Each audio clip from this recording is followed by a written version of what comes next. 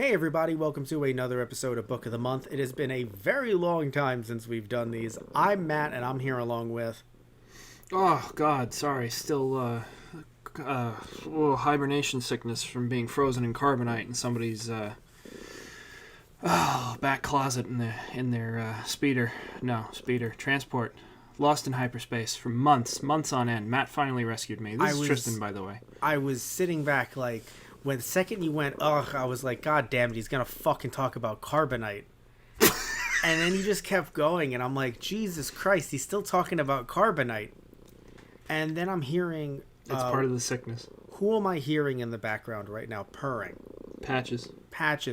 We have a third person on the podcast. We usually have one of your cats. This time it's Patches. She's purring so loudly. I'm going to see how I can somehow manage to, as we go on, if she keeps on purring, if I can bring it lower or just we raise our voice higher than the purring.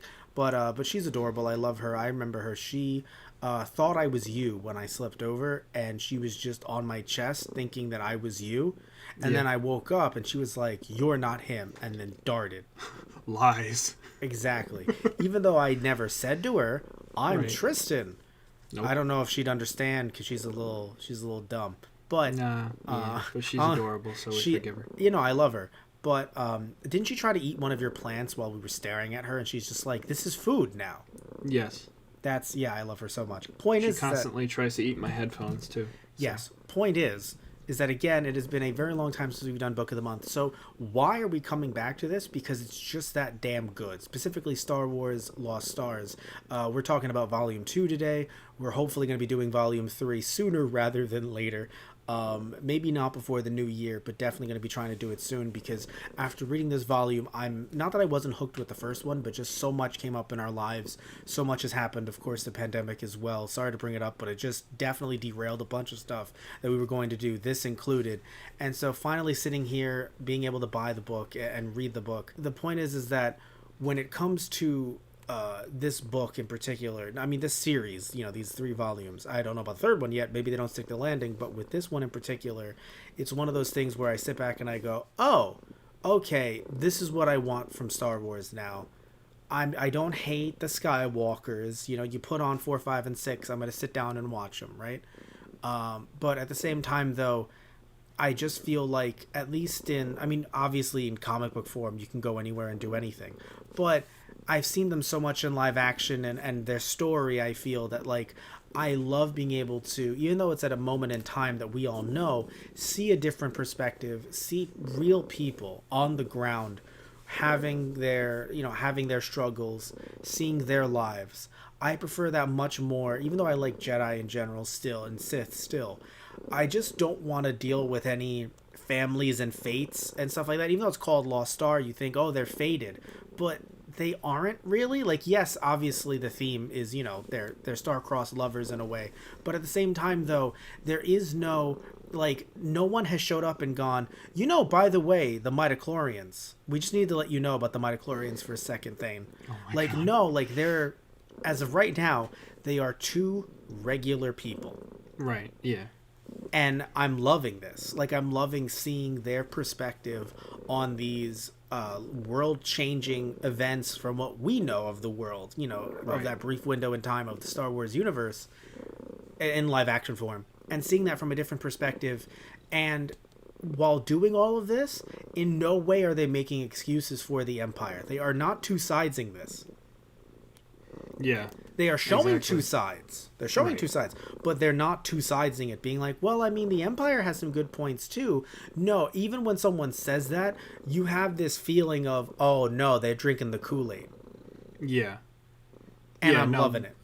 Because now with Volume 2, the Empire's true colors are shown, specifically with the Death Star blowing up Alderaan. And I love that Volume 2 just picks up right where 1 left off. And Thane is still standing there completely awestruck, like, I just watched a planet explode. I feel like I'm going to vomit.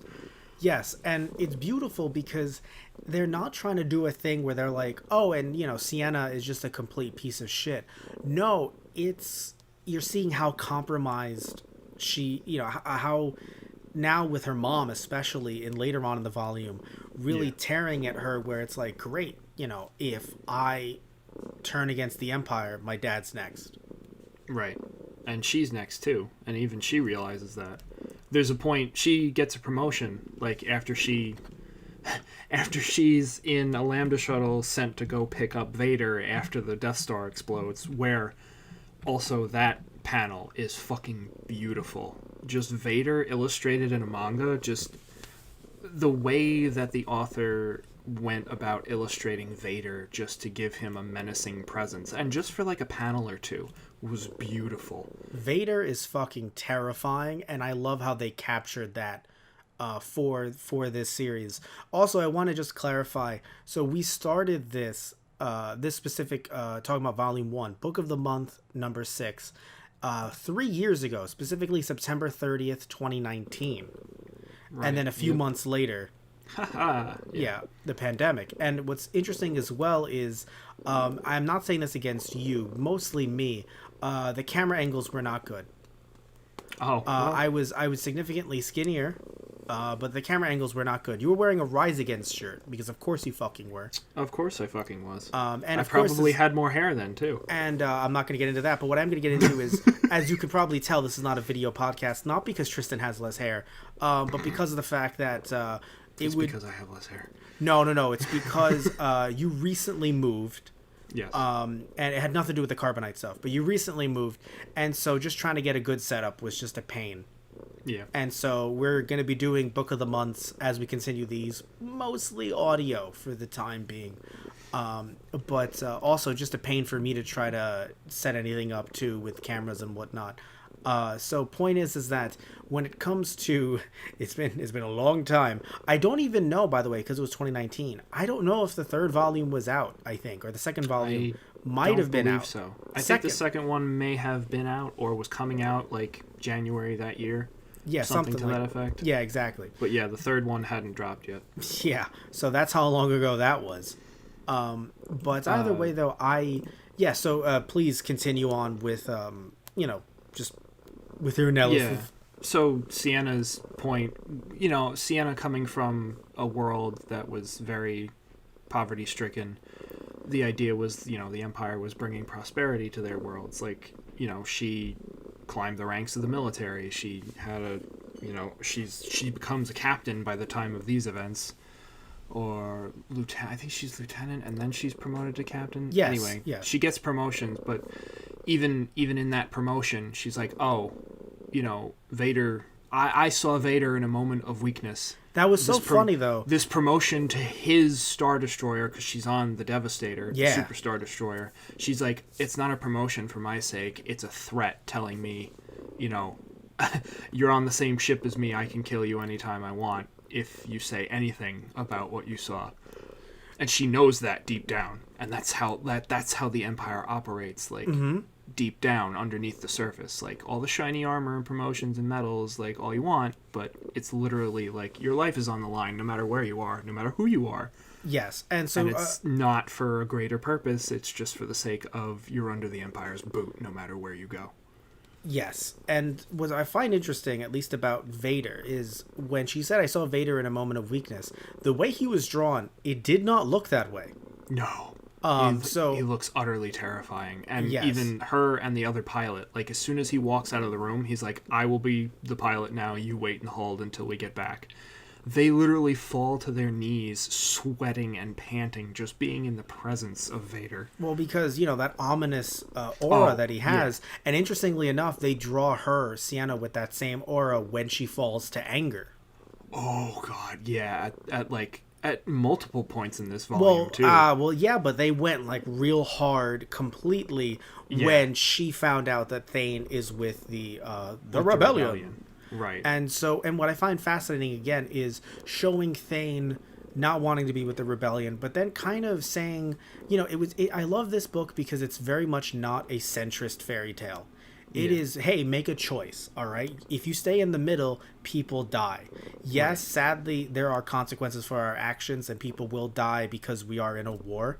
On either side. Either side. It will happen, yes. But if you stand aside, then what are you going to do? Right, you've done nothing. You've done just nothing. Stand aside and watch it happen. In peaceful times, Thane could fly around and, during hurricanes give people food and whatnot, like the rebellion was. But it's a war, so it's funny too because Thane also doesn't know that she was like, oh, he totally killed himself, like for reals. Yeah. So he doesn't know that, so he's thinking the Empire's on my ass. Yeah, exactly. And that's another thing too, by the way. I'm sure to you and to a lot of others out there listening are probably like, are gonna look at what I'm about to say and go, duh. But for me, someone who's more so watching stuff on either Disney Plus or just VHS tapes and DVDs and whatnot from the live action stuff, having a defector is uncharted territory. I feel if you just stick to the films, like the first three, and even episodes 1, 2, and 3. The idea of defectors, there's traitors, sure, but like having a defector from the Empire go, no, I want to be with the rebellion. It's something that funnily I've seen recently because I ended up playing Squadrons a little bit to get some footage for those guys play, because we're going to be doing a video there about what games we played this month, and this month was also delayed about 2 years ago. Doesn't matter right now. Point is that I had to get footage because it's very tough to get footage with everyone else, and you were the one who was like, oh my god, I love Squadrons. So I ended up getting the footage for it, and there was a defector real quick in the story mode. Yeah. And so I'm not saying, again, this is probably something that happens constantly in books and in expanded because it's lore. funny, in the original trilogy there are plenty of Imperial defectors that you actually see on screen, but it's never said in the movie like, oh, they are. Yeah, so it's only ever expanded upon in books and novels. So really, else. Yeah, so really there were none until a writer somewhere was like, I'm doing it. Right. We're doing the defector on saga. Screen a little bit more backstory. Yes. Fucking Wedge Antilles. Yeah, I also love that. I love that this series is able to do cameos and like big events like that, but you're, like you said earlier, you're centered around characters that are, specific to this story. It's a fresh perspective on stuff that we already know, so it's enjoyable to see their reaction to these big events and these people. Like having Wedge Antilles be the one that recruits Thane really, hit me in the heartstrings because I love Rogue Squadron, the expanded novels. Oh, I thought you were talking about the game. Well, I mean, Squadrons too. And also, Rogue Squadron, the game series. Yes, as well. N64. Because, right, and GameCube. Yes, because Wedge is a big part of that as well. Yeah. That's where I heard about him more because it's kind of like, he was in the films, but like the original, but like not like a huge character, I feel. Because you're still busy following Luke Skywalker. Yes. But you know what I loved as well, just with that Wedge Antilles cameo, at least as far as I'm concerned, it could be a perspective thing and I could be off on this, but when you look at the fact that this is a manga that originally was a web manga released online, LINE, which is a manga app in Japan, it doesn't feel like, let's say, a Disney Plus cameo where it feels like it's like a mandated cameo to get people talking and wanting to talk about the latest cool cameo of XYZ person. It doesn't feel like that here. It feels like the author truly was like, hey, who's going to recruit him? Wedge motherfucking Antilles. Who else would? Yeah, like, exactly. It kind of felt like, and I could, again, I could be off on this. This could be like a Disney... Obviously Disney's name is on it, but like, and Lucas is on it, but it could be one of those things that was like a mandated, like, hey, listen, we're gonna work on this with you in a way, or you can approve and not approve stuff. I mean, that would obviously be the case. Not gonna put unapproved stuff out there in, the late 2010s, early 2020s, but still, point is that when you have this kind of cameo, maybe it's because it's manga, maybe it's because you're not seeing either a real person there or an AI fucking person there. It feels genuine. It does not feel like it's trying to make me go, oh my god, it's Glup Shido and all that memes you see online, and all the memes. It's like, it's not trying to do that. It's trying to actually just say, hey, listen, I like this. I thought that this would be a cool thing to happen because who's around the time, it's obviously during the original trilogy, during major events, who's around? Wedge. Yeah. And then you see Admiral Akbar, of course, because who else would be leading a meeting? Yeah. Oh, and just quickly, there is an original novel for this too, Lost Stars by Claudia Gray. Yes, and we should clarify. Yes, we mentioned it during when we talked about Volume 1. Yeah, but the first one. It's been about 3 years. So yes, when it comes to there was a novel that then this was adapted into as a Japanese manga that Yeah, then got Yusaku Komiyama yes, is the art and adaptation for the manga. yes, and then was licensed by Yen Press for U.S. distribution, and of course you see again Lucas and Disney's name on it. What I also enjoy, by the way, is just how meaty this manga is. It feels very much like you're getting 6 chapters, and they don't feel like they're skimping on both the plot and just like the pacing and everything. Like, I was gripped when reading both volumes, but definitely the second one from start to finish. It was very hard to put it down. I literally had real life things happen that I had to be like, okay, I got to put this down real quick. I got to do something else real quick. But if I really just had the time to sit down, I would have read this start to finish, blink of an eye. Oh, yeah. And I definitely did the first time I went through them all. I couldn't put them down. Yes, this is your second time going through them because, of course, we're doing the podcast. Yeah, no, the pacing is phenomenal. The artwork is great.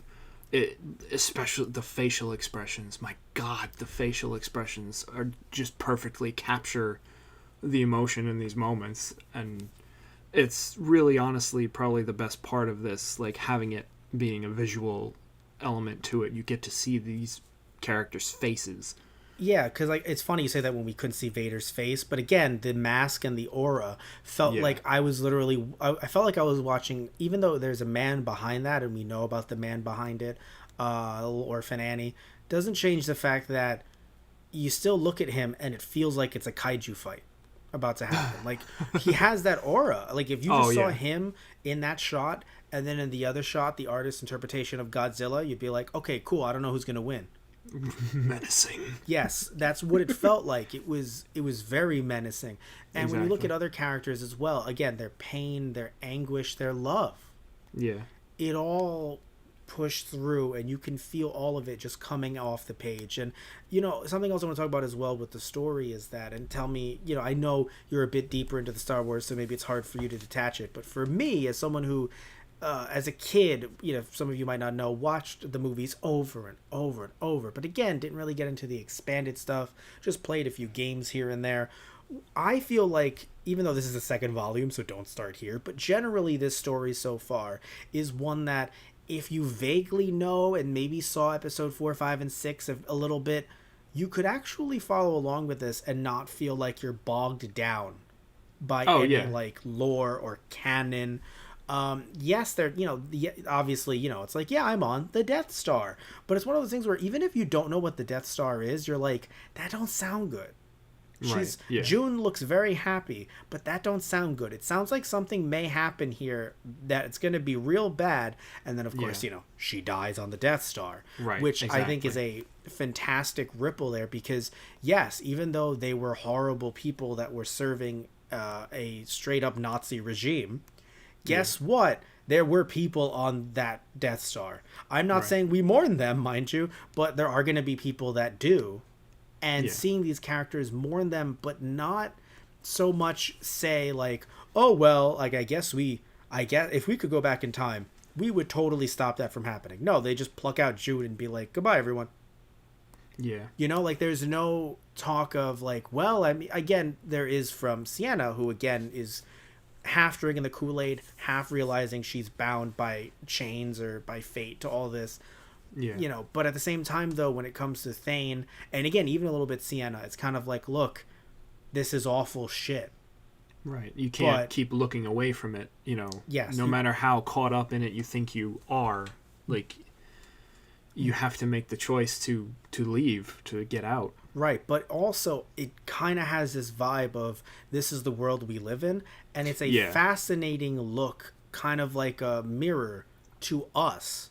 Right. To either, if you want to say the U.S. or just general capitalism, this idea of we live under this and it hurts us, and the way that it affects us. I mean, when she goes back to her home planet, literally the whole fucking place is polluted and she can't see the stars anymore. Right. You and I have said at times, oh God, we can't see the stars anymore, when we could as kids. Like, it's fucking absurd, just the kind of mirror that's put up to us, I feel, with this story. How, and I mean, Star Wars does that in general too. Of course, like, but all it's the time. It does, but it's it's very hard of a thing to encapsulate when you look at 4, 5, and 6, and then 1, 2, and 3 obviously did it very well. And while there's a lot of issues that I have with episodes 1 and 2, I have to say though that the political elements were ones that I actually really enjoyed, just kind of showing how how easy it can be to fall to fascism. Yeah. And it really like hits hard, Right. especially when you start reading more about politics. When you're a kid, I was like, okay, but Yeah, like it as doesn't really hit you as much. no, not at all. Which is why it was super weird. Even though I get that Lucas is gonna market everything to fucking hell and back, Yeah. he always has. It's still super weird to be like, hey, hey kids, drink from these cups, and by the way, there's a political subplot. I'm like, what? I don't know. I don't even know how to spell that word. No, it's 2 words. I don't know how to spell either word. Like it's just like I'm 8. Right? No, we were 7. Hug this Ewok teddy bear. They fought in Nam. That's literally what he does. That's literally Yeah. what he fucking does. Yeah. We were actually 7 in '99. Yeah. So like, I'm not gonna sit here and be like, actually, on further reflection, no, those sequels had those prequel sequels had a lot of fucking problems. But I do enjoy the political elements looking back on it, and you see a book like this, a manga like this, and it really draws from that. And again, it can draw from that because it's not dealing with, as much as I love him, with Luke Skywalker's destined to do this and destined to do that. It's really hard to talk about political struggles when it's like, wait, hold on, the chosen one? Right. Yeah. It's a little hard to talk about that. So in this case, having all of that kind of just pushed to the side and, having them cameo. I mean, we had Han Solo and Chewbacca, right? Right.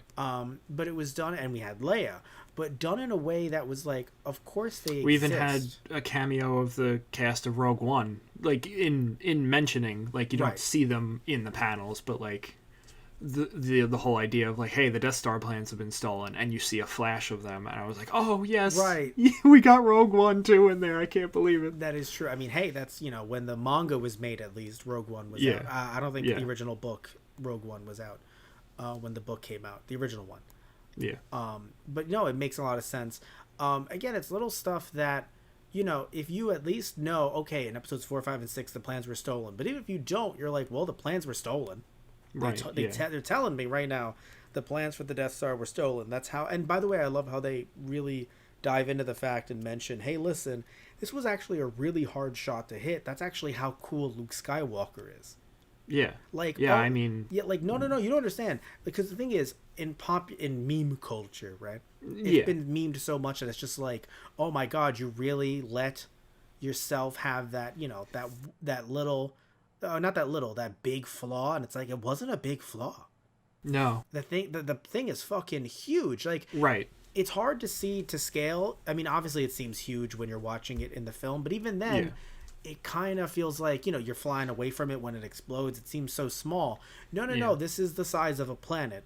Right. Yeah. And they had or to the find- size of a small moon at Sorry, least. small And, like, moon. Sorry, it small moon. blows up a planet. but- Yes, small moon, and you could only see this little eensy teensy tiny weensy bit of it, and that's where you can shoot. And obviously, again, Luke is such a good shot, but also, hey, they had the plans. Right, And so, exactly. you know, If it's- they didn't have those plans, they wouldn't have had any. They wouldn't have known where to start to even try to attack this thing. Exactly. But, again, it kind of gets glossed over time, and it's Right, just fun to make exactly. jokes. So it's like, no, I like that this manga, it's kind of like, no, actually, this is a big deal. Yeah. And I enjoy, little things like that. I enjoy Yeah. having a character from Alderaan that we can see, even Oh though yeah. Oh we don't see too much of him in this volume. I wonder if he's going to come into play more in the 3rd volume, because in this one, yeah. we see him not like he's not that he's over it, but like we're not Yeah. really like getting his opinion, like if he has like a little tiny mini rebellion going on that we don't know about in the Empire or something. Like we don't know any of that stuff. If he's Right. we Well, assume he's upset, but he's seems yeah, to be going. he is, because when Sienna and Nash have that, little interaction, her talking about Jude's gone, and then, her realizing like, oh, he must feel even worse than I do. He just lost his entire planet. He lost his people. And like they both have a moment where they're tearing up Oh, of together. course. No, it is, but like, But like he doubles down even harder than she does. yes, from the looks of it. Yeah. Like you were making the joke, like, you know, she's kind of drinking the Kool-Aid too. Nash is like downing it by the gallon. He seems like he is, but there's something about it that seems like maybe either he isn't or he's at least jealous of Thane enough to be like, so the asshole killed himself. What? Nothing. Yeah, that's true too. He He's seems a bitter little about bit. that. Yeah. He seems a little bit bitter because, like, I don't know if there's anything that's going to happen between him and Sienna, or at least him wanting something to happen. But looking at the first volume, I didn't know if, like, because it's funny when they were like, "Oh, who set us up?" in the first volume. I thought it could have been Nash, Yeah. and then it turned out to just be the Empire being complete dicks. Right. Yep. But something funny too, by the way, we mentioned before, we're talking about Vader, and just how, you know, how the Empire operates, putting her on the ship. When you were saying that, I was trying not to laugh because I thought of Kylo Ren from those SNL skits, Oh, and right. I thought about, like, imagine Vader just walking past her and he's just like, asshole, and she's like, what? Oh my god. Nothing. Yeah. Like secret boss, something Yes, like that. yes, Yeah. undercover boss. It's Undercover boss. It's right. a real show that they lampooned for, you know, to have Kylo Ren do right it for the SNL skit. Mhm. Yeah. For both of them, both fucking skits. Yeah. Fucking the okay boomer, Oh my god. okay boomer. But anyway, so that made me think of that for some reason, just Vader just being a petty dick Yeah. around the ship. But yeah, I didn't realize, like I mentioned earlier, that she saw him in a moment of weakness. I got to go back and check because it didn't look like that. Yeah, well, because one of the captains like is congratulating her on her promotion, and she's thinking in the back of her mind, like you said, she has that realization that I'm trapped here. Like, Yes. if I don't, you know, play my part correctly, I'll be the next one who ends up dead. And I think that they give her enough because they could have easily, very, very easily, the author could have just made her extremely unlikable at this point and kind of just very much just the kind of person that seems unredeemable. Right. And I think there was enough meat there to make you go, no, no, no, there's still hope in her, there's still light. Right. Exactly. In her. It's just that not only are you drinking the Kool-Aid, not only are you feeling trapped, but you're also feeling betrayed. And then what happens, even though she's not like a Sith or anything, but still the Empire deals in anger, it deals in separation. Right. They mentioned that Exactly. in volume 1. Yeah. And so it's fascinating to see her descent, but also feeling like there's still some hope, there's still a glimmer, a sparkle of humanity there. In no Right. way taking away her humanity, taking away the humanity of the machine, because it is not human. It is the machine, the Empire, Right. right? Exactly. That is stomping around, that we can fight against. But also, and sorry. deep down, she wants the Empire to be the good thing that she still kind of hopes it can be, like, you know, bringing progress to her home world, but obviously she sees that even that's the illusion too, because they strip it of all its resources and leave it a polluted hellhole. Which is why I say it's a mirror. It feels to Right. us. Yeah. It feels like a mirror. Just the amount of people that say things like, "Oh, I know XYZ seems bad, but I'm sure I can help change it from the inside." Right. And then it corrupts or kills you. Right. Before you can do any positive change to it, because you can't change a giant, massive machine, a complex like that, Yes. as one person. You Yes. need everyone. And Everyone has to pitch in to change it. yeah, and it's something you can talk about. Again, you can talk about politics, politicians. You can talk about anything really, and like bigger, you know, machines like that. And you know, when you hear just, "Oh no, don't worry, this will change if we just elect this one politician." It's like maybe at the presidential level, and even then, it's Even going to then. be issues. Exactly. It's going to be a fight from the machine, because you know it's a machine. So when you look at you know, her again, her fall, it feels like it's a fall based on her own ideals, and I love that it doesn't seem as if it's completely tied to Thane. You know, it doesn't seem like she, like, even Thane says it, no, she wouldn't have came with me. Like, it could have been so lazy of this writer, and I don't like to use the term lazy, but it happens so often that it's really hard not to use it. To just go, oh, she got dick, she wants out. I mean, Right. Tristan, this Yeah. is the first canon visual sex in Star Wars. I think they're the first two to fuck, right? Are we? I'm I pretty mean, sure. as far as I am aware, I guess, yeah. Yeah, that was also surprising too, that there's actually a romantic scene. Yes. And but it plays out completely naturally because they're two characters that are going separate ways in their lives, but they still love each other, and they're like, well, we can share this one night. No, it was beautifully done. It was touching. Yeah. I don't know. Very tastefully done, It too. was tastefully done. It resonated with me. It was a beautiful scene in its. It was like, I don't know how to explain it. Like I was actually tearing up a little bit. I'm, thinking about it. Even was getting me a little sad. Yeah. Just them knowing that they will never spend another night together again, and so Right. we will take this night. This build up. It never Yeah. seems as if they've even kissed. Yeah. Really? Well, no, I mean, they not have. kissed. Sorry, not kissed. Yeah. Sorry. Because you're right. First volume. I'm mixing up both volumes. In the first volume, they kissed, right? I Yes. think. Yes, that's what. Yeah, when he was on his way out. But so they did kiss, but it was at work. Ew. Well, they do it again too in the hangar when they try and All right. find each other before Like they I said. split off again. Oh, I'm sorry. Is that not at work? Well, yes, no, that's at work. Yes. No. But like, but you know what Oh my God! Actually, let me tell you what I out loud. I said, oh. Literally, I was like caught off guard at how beautiful it was. She didn't even knock on the door, and he said, "Sienna," Yeah. and I was like, oh my God.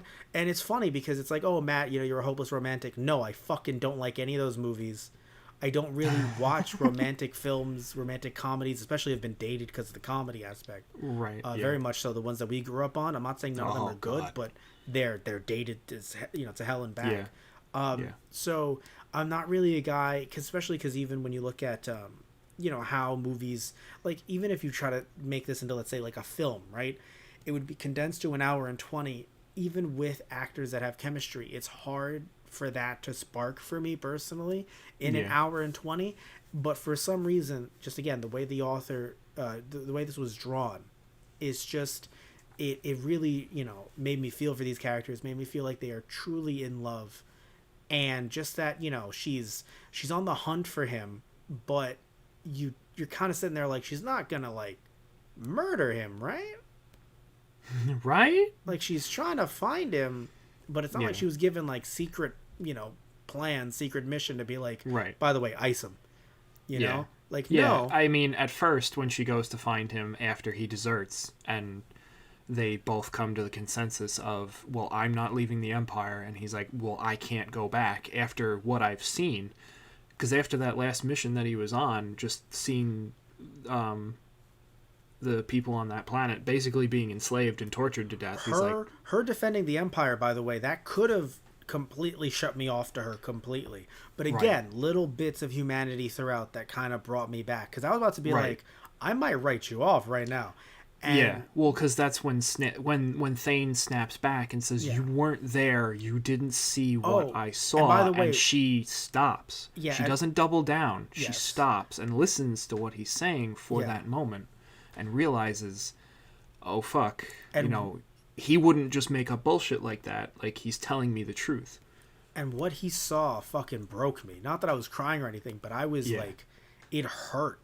Oh yeah, I mean, to have that creature crying out in pain, first of all, to have him acknowledge, like, that's not like a fucking yak or something. Like, these are sentient creatures. right. These are sentient beings, exactly. And then it says, please forgive me. And I'm like, Yeah. oh my God. yeah, Like, just, and like and that's the 'cause- tears in its eyes. I was like, Oh, yeah. I was like, it was one of those things where it's like I was infinitely torn to like put it down and take a breath or keep going. And it Right. might seem silly to some of y'all out there, but for me personally, I think it's just more so like, if I can read a manga that's like people getting murdered, right? It's awful.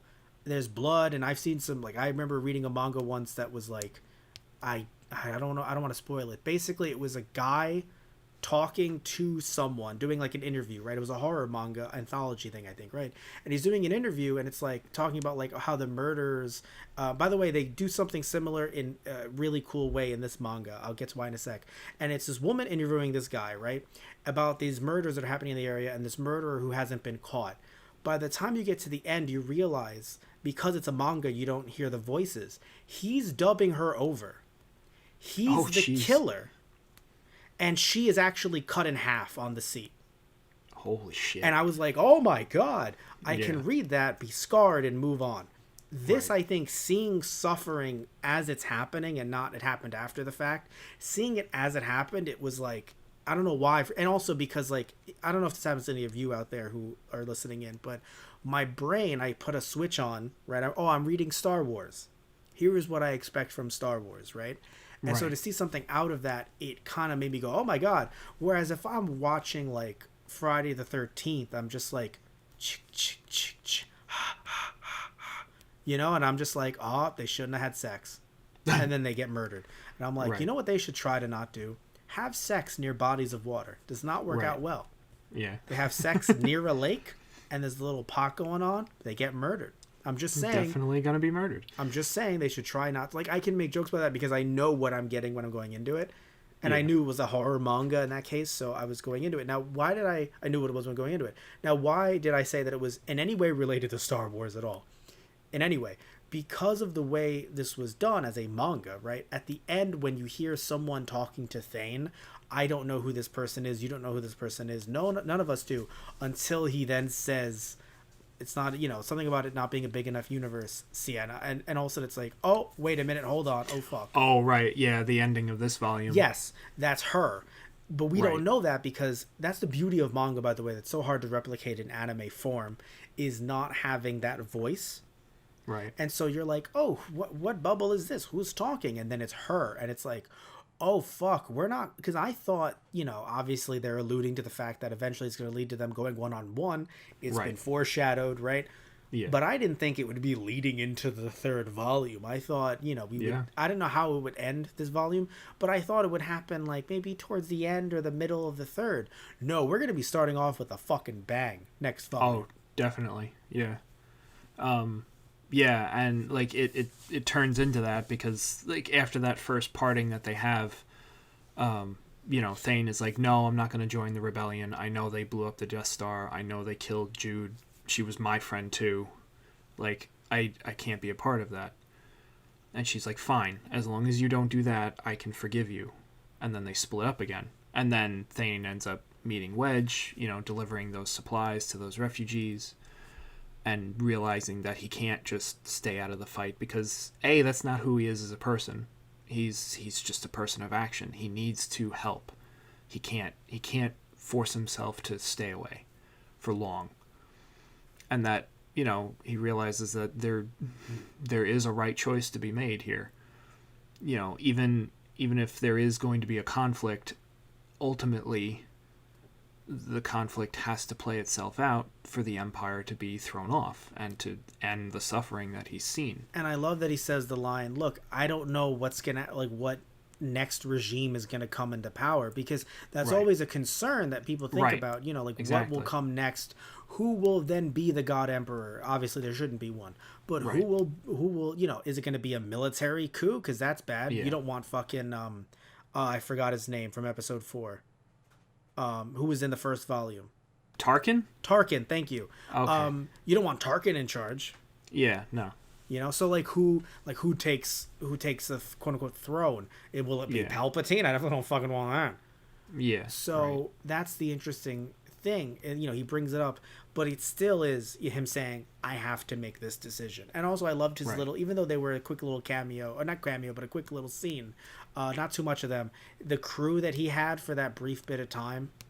Yeah. Oh yeah, the smuggling crew that he was with. Yeah, and I love that he is not the captain, which is nice. Right. It's one of the things the where Wookiee he's like, is the captain. What? The Wookiee is the captain. Yes, which I found awesome because we don't really see, again, in canon movie TV stuff. Yeah, we don't like really non-humans being the captain of their own vessel. Well, we just don't see Wookiees in general. Yeah, that too. That was kind of the thing for other me. Other than Chewbacca, but yeah. Yes, obviously, other than fucking Chewbacca. That's what I'm saying. Yes. it's really nice to be able to see Wookiees that aren't directly related to Chewbacca Right, exactly. in a special of some kind, where Boba Fett appeared in Oh my. animated form. I don't know what you're talking about. So I'm trying to remember this. Am I wrong in saying that fucking Disney Plus, they have the animated special that Boba Fett was in, but they don't have the rest of the live action shit from the special, right? I They don't wouldn't have know. any of that from what I remember, unless things have changed Nope. dramatically. I'm pretty sure they have none of that, and they have just the animated portion that's like 8 minutes long or whatever. God, that's so fucking funny. But anyway, Yeah. when it comes to Thane, I just love that he's not the captain. It's just nice that he is someone who's just like, you know what, I'm not. This isn't who I am. I want to help. I want to be part of a team, but I'm not the kind of person who's going to be like, put me in charge, Sarge. I'm gonna Right. like. He isn't this kind of character, and I find that No. fascinating. And also, Yeah. of course, him not talking about his past, but then little things slipping where he's like, this is what they're probably planning. Well, how would you know Right. that, Thane? I'm just guessing. Yeah. It's not like I'm an Imperial deserter or anything. What? What? The Wookiee. Oh, fuck Yeah. you too? Are we both Imperial deserters? No, I also Thane on the other side when he does end up joining the rebellion, like his other friends, other pilots, talking about him talking about Sienna constantly, like not meaning to, but obviously not being able to help it. He just kind of falls into it. And then one of the other like younger pilots being like, "Oh, well then you should have brought her with her, brought her with you. Like what kind of excuse is that?" Yeah, from the Academy. Yeah. And it's interesting because there is that duality of that. It's like yes, for her own good should he have brought her along sooner, But because he also, knows she has her own fucking choices and agency that would Right. just make her want to run Exactly. away to then join again. Like, right. it If would he be forced her yeah. out of it, it wouldn't do her really any good. I mean, it would, but ultimately it would destroy what they have. Well, that's the thing. Completely. Well, that's the thing, though. She is someone who is a higher up, not a high ranking, but a higher up ranking person in the Empire right now. Yeah. She would find a way to stab him and leave, and then tell them their location. Tell the Empire Right. their location. You shouldn't be. And grabbing... once she actually reviews the footage from the Battle of Hoth, which I thought was the coolest way for her to realize that he defected, like that he actually joined the rebellion, that she's able to pick out his flight style because they went to the academy together. He knew a weakness on the walkers that nobody else in the rebellion would have known unless they were Imperial previously. And she just, her intuition is astounding as well. Like the fact that she's able to look at that and be like, it's not just because he knew the weakness, it's how he flew to exploit it. She's like, that's him. It has to be. They truly feel like equals, and it's Yeah. something that is hard. It's something that you don't see sometimes. Even Right. in Star Wars, sometimes it's just you don't know. I mean, like, it's funny. I will admit, in Star Wars, thankfully, it's nice that you see like more like queen and princess and whatnot.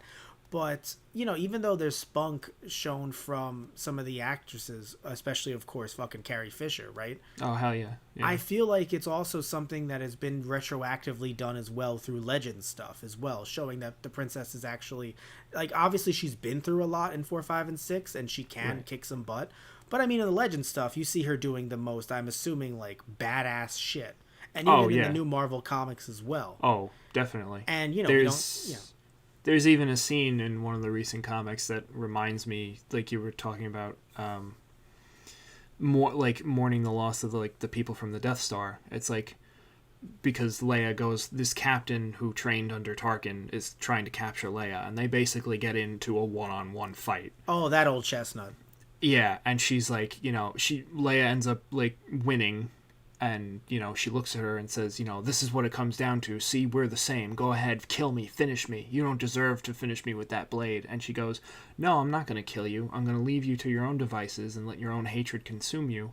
But also, I'm not sorry that Tarkin's dead, because he was a monster. Go fuck yourself. If I could Like, bring Tarkin back, I just want to let you know I'd kill him again. Goodbye. exactly. And she's like, yes, my hands are coated in blood too. There are lives that have been lost from the side that I chose, but ultimately, I know that my side has the want for change in the galaxy, for things to be better, and that's what I have to hold on to, and that's what I hold that cause to. And I don't kill out of bloodlust and vengeance like you do.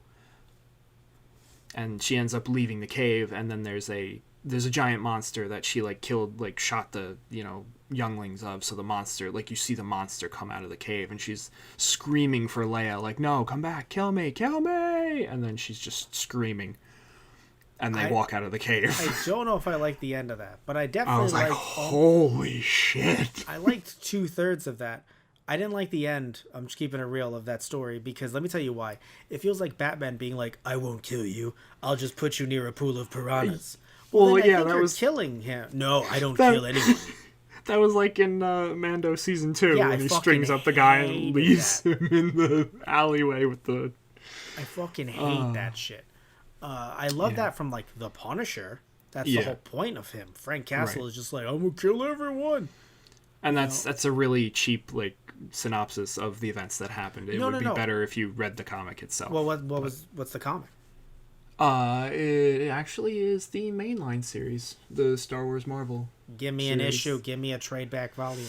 Oh, I believe it's in Operation Starlight. That's the second compilation volume. So I do not recommend this. I'm just kidding. Of course I recommend it. Oh my god. Could you imagine just saying all this nice stuff and being like, but I didn't like it. Yeah. I wasn't a fan. I love how this volume ends on just as much of a cliffhanger as the first one did, and how the next one just immediately picks up from those events, because they're in a dogfight now. It's always that thought of oh, well, there's thousands of troops on either side. What are the chances that me and you are gonna actually go up against each other? It's well, you two are actually they're both ace pilots. Yeah. And it's an ongoing conflict. If they're in a high enough priority mission, chances are you're probably gonna go up against each other. And like you said, he's just whispers over the comms the galaxy isn't big enough. Yeah. And her face. Normally, oh jeez. It's funny. Normally, I'm the kind of person that's just oh no, the galaxy's, you're making the galaxy too small. But this is only a 3-volume series that you're going to wrap up, and we're probably never going to see these characters again. I don't think they're going to get their own Disney Plus series unless it's adapting the events. And that's one other specific thing that I like. The second time that they meet up on their home planet, and she's visiting her family, and she's like, oh God, my mom's going to be put in jail, for reasons that I can't do anything about. But if I say anything, my father will be thrown in jail too. But I loved that he called her bluff, and they were, again, as equals, knife to knife. Right. And then drops it and he hugs her. Yeah. Well, because it's the shoes on the other foot now. The first time she was coming to him to try and bring him back, and he won't go. And now he comes to her when she's at her lowest, and he tries to bring her back, and she says no. Yeah, no, it's beautiful. That's the thing. I really enjoyed. You can clearly tell it's I'm not gonna say Romeo and Juliet 1-to-1, but it's definitely inspired by the theme of the star-crossed lover. Yes. Theme. I hope there's no poison. And that's what I love about this series, because I hate that story with a passion. I hate Romeo and Juliet because that's fascinating. I don't think it's a good story. So, I'm wondering why now. We're going to dissect this for the next 9 minutes, maybe 9 hours. I mean, I could just go for the ending itself, them both taking the poison to be together. They could have walked away. They could have made another choice. Weren't they both 13? That too, yeah. She was 13, he was 14, 15, maybe, something like that. That sounds like something that a 14-year-old would do. No, yeah, exactly. Well, it's funny. It's even a friend of mine who studies literature, has degrees in literature, is like, yeah, that's kind of Shakespeare's like poorest work. Like he has definitely a lot better works. Oh no, I don't know why schools are always like this one. I think it's because it's the one that at the time, I'm not gonna, and you can probably tell me that I'm super wrong, everyone out there, but at the time it's one that had so many like movie adaptations that you could like show the class, Yeah, that's true, visual representations. And we did get to see a more fun one. Oh, I fucking love the 90s one. The 90s, yeah, we got to see the 90s one. Yes. So we were not that in the made same, it better. We weren't in the same class, but we were in the same high school. So yes, I'm pretty sure it was like it was just part of the curriculum. Like you show the 90s one, and God, I fucking love John Leguizamo. Yeah. In that movie, like it's just such a good movie. It's been a while, maybe it's aged poorly, but at the time when we saw it in the 2000s, I was a fan. Yeah. Yeah, same. Yeah, but so point though is that I totally get you though. I also felt the same way when I was younger. I was like, they could have just like not killed each other themselves. The only character in that book that I enjoyed was Mercutio, and they killed him off. And as soon as they killed him, I was like, well, I'm checked out. And I loved him in the movie too. Oh yeah, exactly. So yeah, no, I really enjoyed Mercutio, but he's the only one that made any kind of sense. But in this, here's the thing. So you said you don't like you don't like Romeo and Juliet, right? But in this, well, with these two characters, like because the characters are well written, and the character, like I'm invested in these characters. I care about these characters. Here's the thing. I don't even think, because obviously you're a huge Star Wars fan, I don't think it's the Star Wars lamp over it, the lampshade. No, because that's the thing. Like it's like this is a story about two characters, about two human beings, about two people, with Star Wars as like the backdrop. Yes. And like you said before, like you don't even really need to know all that much about the Star Wars universe. Like the big pop culture events, like if you've seen 4, 5, and 6, you're good. Which is why, like I'm saying that, I enjoy it more than, let's say, like a Disney Plus series that's just like specifically for Star Wars. That's like, have you seen all the other ones? Right. No. Well, then you don't know who the fuck this person is, do you? No. All right. Well, take care now. I'm hearing different things from Andor. I understand that. To be fair, yeah, Andor, a lot of different stuff. Is different in that case because you don't really need any previous stuff. You can just jump into it, which I think is fantastic from what I've been hearing. But but what I want to say though is it's not just, if you haven't seen it, it's a great series. You should go watch it. But that's just me. I've heard that too. But what I want to say though is, from me specifically. Yes, literally, you and many others. You're saying, it's better written and whatnot, and I'm not going to get into that because it's been a long time since I've read Romeo and Juliet. But what I will say though is that it takes that thread of star-crossed lovers, something that's been done time and time again, but it doesn't necessarily have the baggage. I mean, you could argue, well, there's the rival families, the Empire and the rebellion, and the rebellion, but it's still not done in a way where they're it just seems as if that is such a huge backdrop where they're talking about it's the politics of it all. I feel, granted, it's been a while since I've read Romeo and Juliet. There could be politics in there that I'm missing as well, definitely. But in this case, just having it much more accessible, I feel, with the language as well, for me personally. When I was younger, it was harder to get into Shakespeare because I don't think it was taught to me in an accessible way. Yeah. When it comes to the language, I felt like I enjoyed something more like Catcher in the Rye because it was a bit more modern. Yeah. You know what I mean? Yeah. But, no, I get that too. I would probably say the same for myself at the time. But when you look at when you look at this, obviously it's a lot more accessible for plenty of fucking reasons. But also it just doesn't feel as if it's because these characters, I think, too, are adults, right? That's true too. Yeah. They have, or you see them throughout their lives. Right. You start with them as their kids on their home planet. When they join the academy, now they're probably in their late teens, early 20s. Yeah. At this point, by the second volume, somewhere in there. It takes certain themes, but it just kind of does them in a way that I enjoy them more. But I'm not going to sit here and be like, it's better than Shakespeare. I don't want to do that.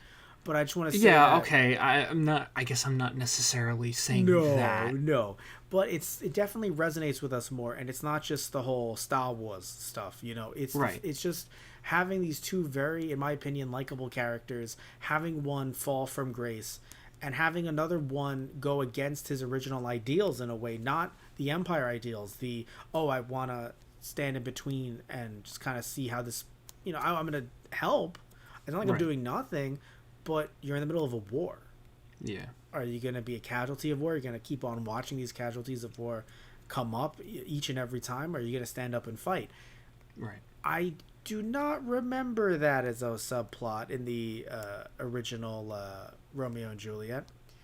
So, again, there's two. No, yeah, families, that was more arranged marriage, I believe. Exactly. And finding out that, the other family isn't as terrible as, our families have made it seem out to be. Yeah, this is the exact opposite. No, they are as terrible, actually. They're even worse. Fuck the Empire. Yeah. So, yeah, it's just one of those things where I just think it works. All of it clicks. The only thing, actually, that didn't click is what I want to mention to you earlier. I don't know why this occurred to me as I was reading the second volume, but so when they started off, they're kind of, like, not like immediately starting, but they flash to the future, and it's just like, whoa, like, I think it might have been in the last volume at the end towards talking about like, he's with the rebellion now, and then they kind of go back into the past and see how he is now part of the rebellion. Yeah, like, the way they did the jump felt odd to me. Like, I don't know how to explain it. I think they did so much with him in the rebellion, even though it was a quick, small little thing, that to see him now, like, oh no, this is how it actually happened. How he really, became it was a longer trip than you would think for a quote unquote flashback. Right. Yeah. So the amount of time that passes in those two sections is probably longer than. Yes, we can really. Tell. Yeah. Like, and they'd say, hey, listen, this is the time that's passing. Hey, listen, we're going into the past. It's not that it isn't made clear. It's just more so that you're reading it and you're invested, but you're like, oh, right, yes, this is still a flashback. Because of how long just in the narrative, in the prose, it went on.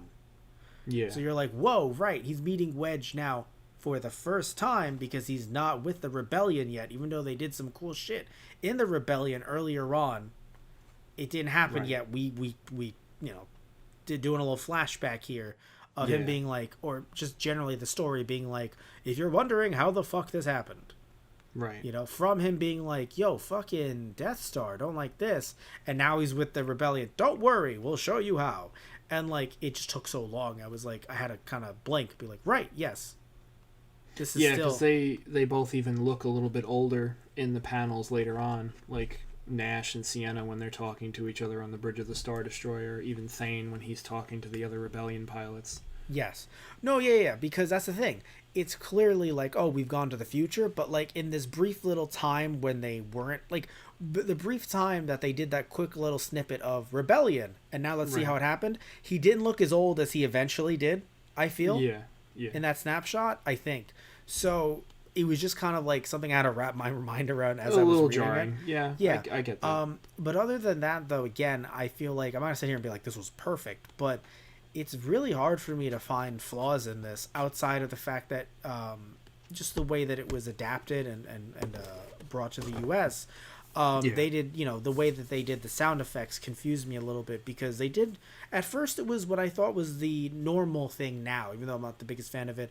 It's not the Viz route of just translating the entire sound effect to English and writing it in. It's the easier approach, which I say that not to disparage because, when it comes to the deadlines for some of these people who have to do the lettering and whatnot, it's intense, right? Yeah, you do what you got to do. You do what you got to do. But what they did was, just like with the first volume, they put the translation next to the sound effect, which, funnily enough, I find kind of like, there are a lot of people out there that love that. They're like, no, don't touch the original artwork. And I'm like, yeah, but then you have the English next to it over the artwork where it wasn't supposed to, quote unquote, be on. That isn't worse. And there are people that are like, no, much better than changing the whole thing. I'm like, I would say like the English is usually a lot smaller next to the original Japanese sound effect. It is, but it's still over artwork. But that's just my at times. I Yeah. don't think it's as much in these volumes specifically, but I agree that other works, yeah, it does get in the way at times. Exactly, yes. So that's the first thing that they did that I was like, okay, cool, that's the style that they're going for.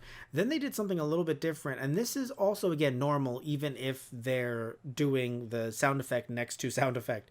When it comes to bubbles, they will actually put that in English, even if it was in Japanese, because, oh, it's a bubble.